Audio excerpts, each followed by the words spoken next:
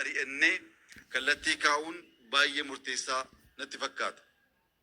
Dhiyeenya kanatti obboloowwan keenya kanaan dura qabsoo bifa addaatiin filatan gaaffii ummanni isaanii dhiyeesseef fudhatanii baay'een isaanii deebi'aa jiru. Warra deebi'e kana galateeffachuun baay'ee barbaachisaadha. Warra deebi'e kana galateeffachuun barbaachisaa kan ta'uuf osoo ji'a tokko, ji'a lama, ji'a sadii turanii achiis asiis kan du'u, kan madaa'u, qabeenyi kan badu silaa baay'ee ta'uu ni mala. Naannoo kanatti Oromiyaa keessatti diinni alaa dhufee kan nu cabsaa, kan nu ajjeesaa jiru caalaa ijoolleen Oromoo osoo ta'anii mari'achuu qaban kan wal cabsaa, kan wal ajjeesaa, misooma akkasii akka hojjechuu hin dandeenye kan dhaabaa jiran baay'eedha. Kanaaf warra galan galateeffachaa, warra hafan immoo ijoollee galan hordofaa. Nu gahaa kana caalaa wal nyaachuu, wal arrabsuu, wal ajjeesuu bu'aa akka hin qabaanne agarree jirra waan ta'eef kana booddee xiyyeeffannaan keenya ummata keenyaa wajjin taane naannoo keenya misoomsuu ta'uu qaba. Wallaga keessatti namni bunaan filloo laale oomishtummaa guddisee ekspoortii bal'isee misooma baay'ee soo yaaduu qabu. Bunni hammasii as jiraate buna funaannee gurguruu keessaa baane buna keessa wal ajjeesuun waan nuuf tolu, waan nuuf malu miti. Waaqni nuu kennes baay'ee kan nutti gaddu natti fakkaata. Kan nuu kennameef misoomaaf, kan nuu kennameef hoo dubbiin illee hammaate teenyee jalatti akka aadaa keenyatti mari'achuuf malee keessatti wal ajjeesuuf miti. Dhiigni sun hin badu waan ta'eef. Kanaaf barri waa'ee loon horroo yaaduu qabnu har'a.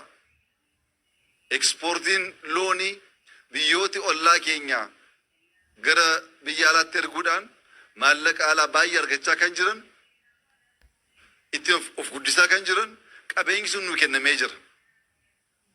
Bunaan filloo qabaannee, loon horroo qabaannee, boqqolloo misingaa warqee beekii qabaannee, kanaa misoomsinee nyaannee osoo hin quufin, osoo teenyee mari'achuu dandeenyu afaan tokkoon, yaada tokkoon waan nuuf toluu qabu waliin karoorsuu osoo dandeenyu, inni immoo haafes maatiin waliigaluu baachuun ni mala. Waliigalteen dhibnaanis karaa nagaatiin qabsaa'uun osoo danda'amu naannoo kana maqaa isaa malee maqaatti ba'ee, eenyummaa isaa malee eenyummaan haaraatti kennamee namni galee itti ba'uu kan dadhabu, misooma jalqabnee fixuu kan itti rakkannu ta'uunsaa baay'ee nama gaddisiisa. Kana keessaa ba'uun baay'ee barbaachisaadha. Maaliif har'a qeexoon hektaara 5,000 maatii 10,000 ol itti gargaaramuu kan danda'e kun akkuma sila kaase coobadha. Coobni kun galaana ta'uu qaba. Jalqabbiin Dambidollootti Gaambellaatti yaadne sun fiixaan ba'uu qaba. Misoomni baay'ee jalqabamee dhaabbate kun bara meeqa akka dhabne ilaalaa. Isa raawwachuu dandeenye jennaan bakka bakkatti coobni jiru walitti hidhamee laga guddaa waan ta'uuf lagni kun immoo uummata keenya waan gargaaruuf carraa keenyaa fi yeroo keenya balleessuu keessaa baanee hojii misoomaa, hojii nageenyaa, hojii of jijjiiruutti sool gargaaree wajjin dhaabbanne baay'ee nu barbaachisaa amantaa jedhu nan qaba. Oromoon alanfatan malee mi'aa hin beekaniidha. Bu'aa misoomaa, bu'aa qeexoo alanfatan malee akkaataa mi'aatti beekan hin jiru.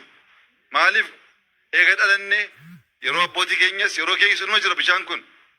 Bishaan kun misoomatti jijjiiramee jiruuf jireenya uummata keenya amma jijjiirutti ijoolleen keenya quuftee mana barumsaa geessee deebi'uu amma dandeessutti mi'aa misoomaa alanfachuu dandamachuu hin danda'amu. Kana gochuu akka dandeenyuuf Wallagga guutuutti coobni xixiqqoo kan misoomaa coobaa jira.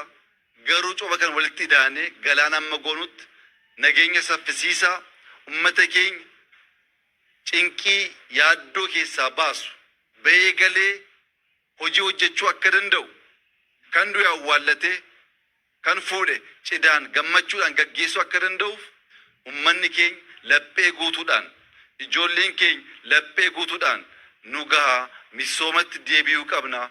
Barri jechuu qabnu amma natti fakkaata.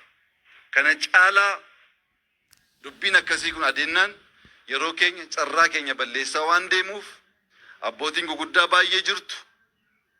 jaarsoliin jirtu kadhattanii gorsitanii ijoollee keenya deebistanii nagaan keenya bal'atee nagaa amansiisaa qabaanne laphee guutuudhaan hojii misoomaa hojjechuu akka dandeenyuuf gahee keessan akka taphattan amaanaa jechuun barbaada.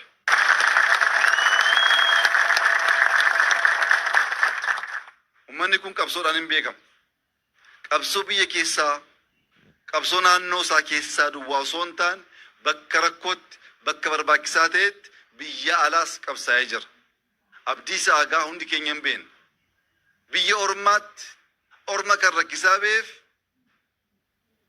ummata koo obbolowwan koo rakkistan fedhii biyya koo daangeessan kan jedhu irraan malee waa'ee diinaaf meeshaa ta'anii fedhiif faayidaa ummataa dabarsanii kennuuf hin turre.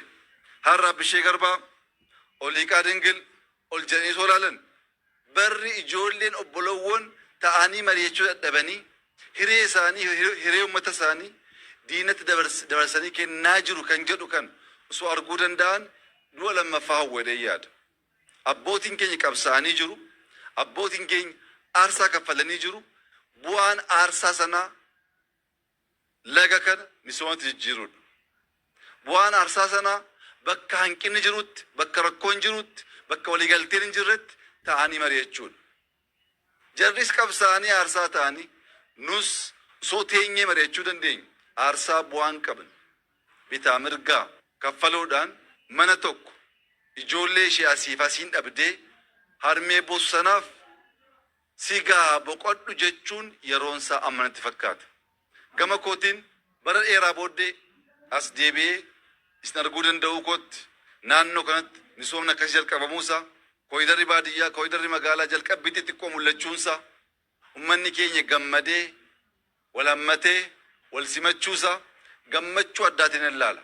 Garuu yeroon osoo hin darbin halkanii guyyaa hojjennee seenaa keessa turre sana waan jijjiiru bu'uurarraa hojjechuu akka dandeenyuuf qalbii jijjiirrachuu obsaan dubbii ilaaluu adeemsi keenya miidhaan ni fide laphee guutuudhaan laphee qulqulluudhaan qorachuu danda'u wal tuffachuu wal cabsuu wal hanqisuu keessaa baanee wal utubuu akka dandeenyu hundumti keenya gahee keenya taphachuu akka dandeenyu keessattuu abbootiin amantaa jaarsoliin biyyaa abbootiin gadaa beektoonni nu gahaa bakka hanqinni jiretti mari'annee hiikuu dandeenya.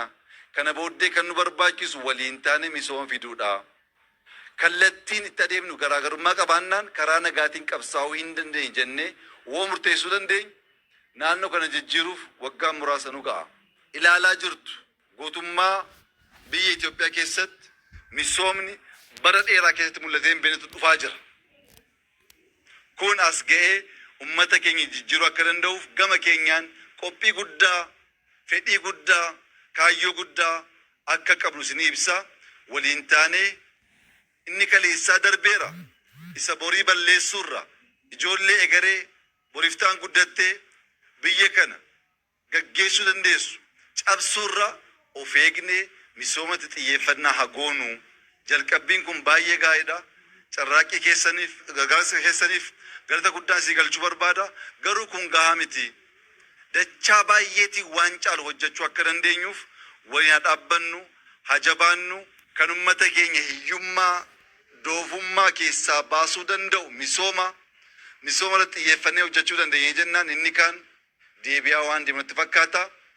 Baga ijaaf ijaan baga nagaan wal arguu dandeenya. Wallaggi ammas qeellam ammas akkuma kaleessaa gammachuunsaa gaarummaansaa ija isaa fuula isaarraa hin mul'ata. Dhufaatii kootti baay'ee gammadeen jira. Wal arguu keenyatti baay'ee gammadeen jira. Wal arguun kun garuu baay'achaa akka deemuuf imaanaa silaa hin dagatinaa. Baga gammaddan baga gammanne jalqabbiin kun baay'atee bal'atee hunda keenya amma jijjiirutti waliin taanee misoomatti xiyyeeffatu jechuun barbaada. Galatoomaa ulfaadhaa naa jiraadhaa.